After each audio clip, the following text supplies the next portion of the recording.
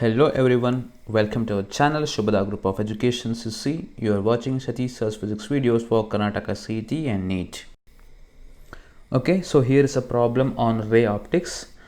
A vessel of depth 2D is half filled with a liquid of refractive index mu1 and the upper half with a liquid of refractive index mu2. The apparent depth of the vessel seen perpendicularly is, okay, so let's try to d into mu1 mu2 d into mu1, that is what this is the right answer, correct? No further calculation is required. D into 1 by mu1 plus 1 by mu2. Option B should be the right answer for this question, this problem. So hereby I am taking a container which consists of two different media of refractive index mu2 and mu1.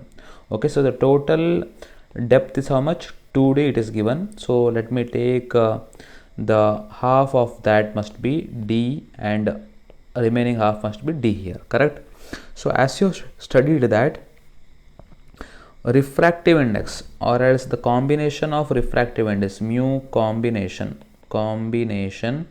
that must be is equal to what? That is what studied. We have d1 plus d2 plus d3 plus so on like this divided by d1 by mu1 plus d2 by mu2 plus so on like this, correct? So that is what real depth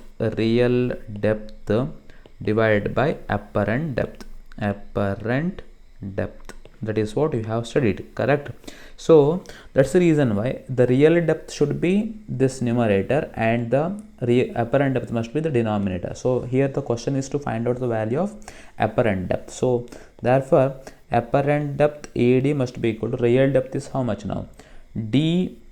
So that is what apparent depth is now much? D1 by mu1, right? D1 is D here, D as well as D by mu2 plus D divided by mu1 here. Okay, so that's the reason why D is common. You can take the D common and 1 by mu1 plus 1 divided by mu2 you can take here.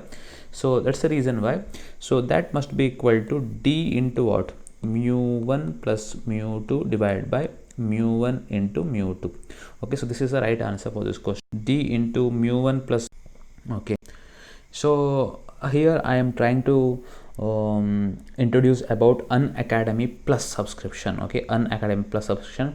If you take a plus subscription, so you will get premium content at affordable price and structured live courses plus dedicated live doubt clearing sessions and quizzes at regular intervals for self-analysis, batches for complete preparation, test series for DPPs and full-length mocks, etc. with analysis. Single subscription will give you unlimited access. Okay, suppose if you use the code Satish 2021, you will get extra 10% off on the course fees. Okay, please try to remember that.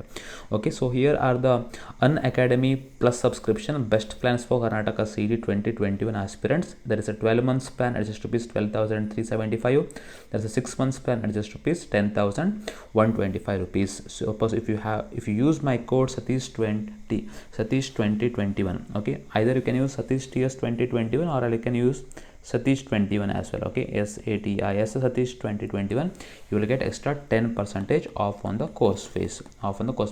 Even nowadays I am also taking the classes on Unacademy, so you can go through the courses offered by Unacademy. Okay, let's move to the next problem. A ray of light passes through a plane glass slab of thickness T and a refractive index mu equal to 1.5. The angle between incident ray and emergent ray will be. Okay, so let's try to find out this answer for this question now.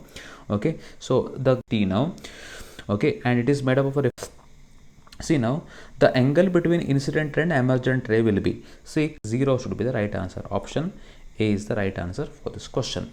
Okay, glass slab has a thickness how much? T here, correct? Let me write the glass slab now. It has a thickness T.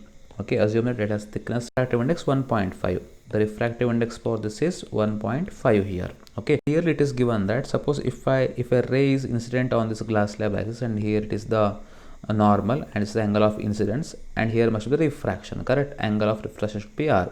Now what actually happens is, as it is bending towards the normal in this case it is bending towards the normal. Now it is going from denser medium to again rarer medium, correct? So it has to bend away from the normal with the same extent what is inward refraction. So that's the reason why I can clearly say that this incident ray of light and the emergent ray of light both are parallel to one another, parallel to one another, parallel to one another. Okay, so that's the reason why I can say that angle between incident ray, angle between